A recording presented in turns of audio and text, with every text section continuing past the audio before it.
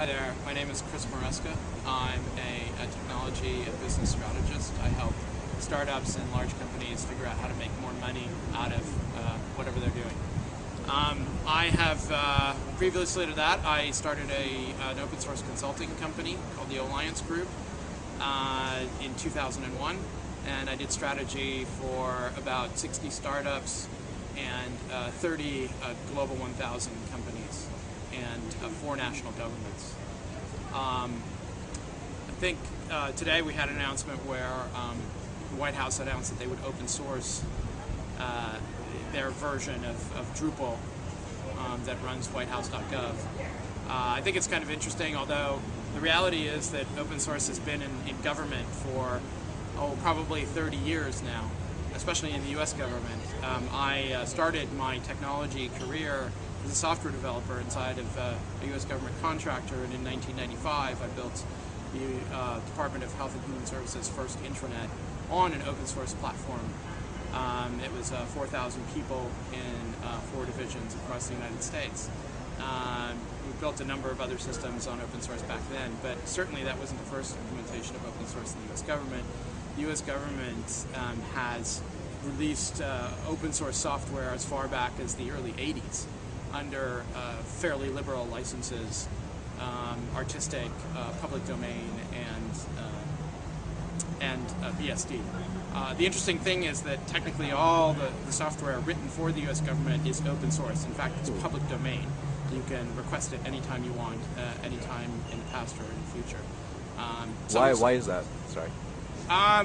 Anything that the US government does is technically public domain. All images, all written works, anything that is written specifically for the US government, unless it's subject to other commercial terms, is by always public domain. So that includes software.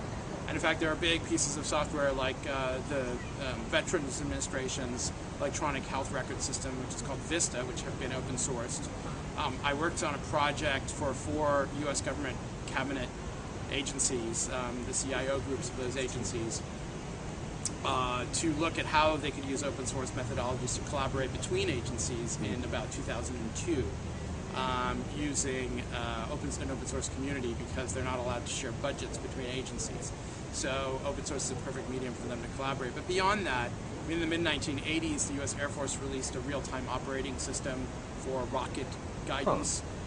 There was a geographic information system from the US Army that was released in 1981. Most of Unix and most of major internet systems are all built in open source software and have been sponsored and released by the US government since the mid-70s. Wow. So there's a very long history and legacy, and certainly people have been using open source probably actively for the last 20 years inside of the US government, and the US government has been contributing actively to the foundations of open source for probably close to 40 years. So, why, do you have any opinion on why people would say that the Obama administration is the one moment open source has to really get into government? The idea versus the reality? It's probably largely due to misinformation. The reality of most government software is that you can't just take something and use it, at least not for the US government. I did a consulting group for the US Cabinet Office for the Minister of E-Government Transformation. When was this? 2004. Okay. And we talked about the differences between commercial software and government software. And what he said, and I think it's very relevant, is, and it helps to understand why open source in the context of the US government is somewhat irrelevant, is that, for example, the Dutch government is the size of a very large corporation. So they can use software that's been designed for very large corporations. Right. The US government is so large that they write their own software, and they can afford to do that. The UK government, on the other hand, is in between, and it's kind of in trouble. It can't afford to write its own software, but the software for corporations is not capable enough for their needs. And that's why they were looking at open source as a potential solution. And most of what government does is take a piece of existing software and extend it for its needs, and that's what the US government does.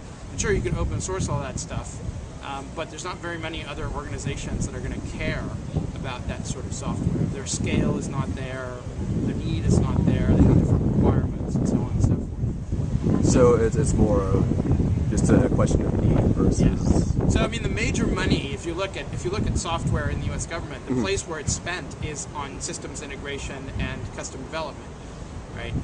And sure, you could say, ooh, let's make that into an open source project, but it doesn't really solve the government's needs.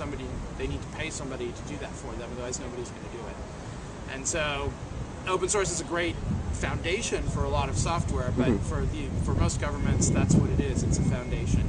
And there are some specific point needs that they can use to solve, particular problems that are common across all governments.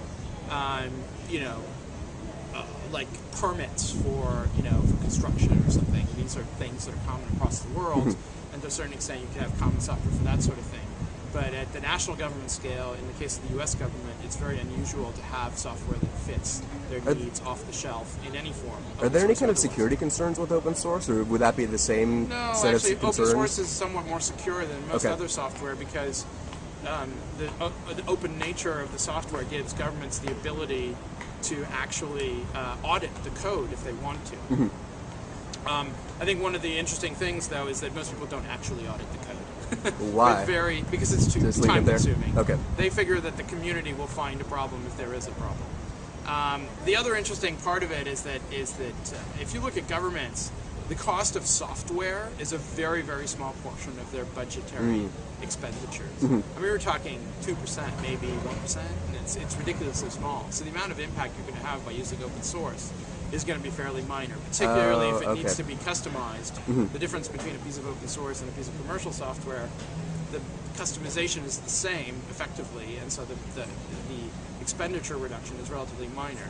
The place where it does make a difference is in vendor independence, so you can choose from a multitude of different vendors to service your needs. But that may reduce costs through competitiveness, but there's no guarantee that that's going to happen. Yeah, that introduces like notions of conflict of interest, things like that. Yeah, so I think open source in government is kind of an interesting phenomenon. I think that part of the reason why it's become so popular recently is because open source has become a mainstream idea. Oh, okay. And so, whereas, when I started helping large companies use open source 10 years ago, it was a revolutionary, radical How has idea. that changed the open source community? I think more importantly, it's changed open source ideology. How? Well, open source started out as an ideology the idea was to share learnings between software developers. That was the core idea of open source. And open source is no longer about sharing learnings between software developers. It's not its core goal. Its core goal now is crowdsourcing, if you will, rather than knowledge sharing. Huh. And I think that emphasis is very clear when you look at all the commercialization of open source.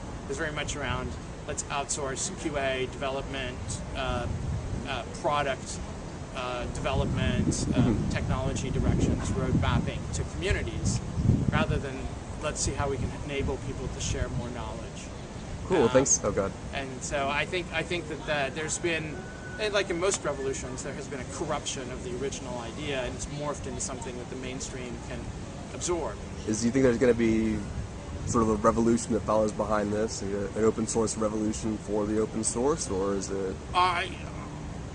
I think that the idea that software doesn't belong to a few elites is the primary revolution, if you will, of open source. And that's definitely something that's not going away, right? It's just that the ideals on which that premise was built have changed. And so, and that's not, if you think of every revolution, this is what happens. So you don't, it's not good or bad, it's just what happens. So I think that, it's interesting. I mean, that's one of the reasons why I personally have sort of moved away from open source. It's a mainstream ideal. Right. It's not that interesting anymore. Everybody's doing it. I think that it's just once you get to that certain point of power, you kind of co-opt. Yeah, and that's the end of that particular side of things. So well, thanks a lot, Chris.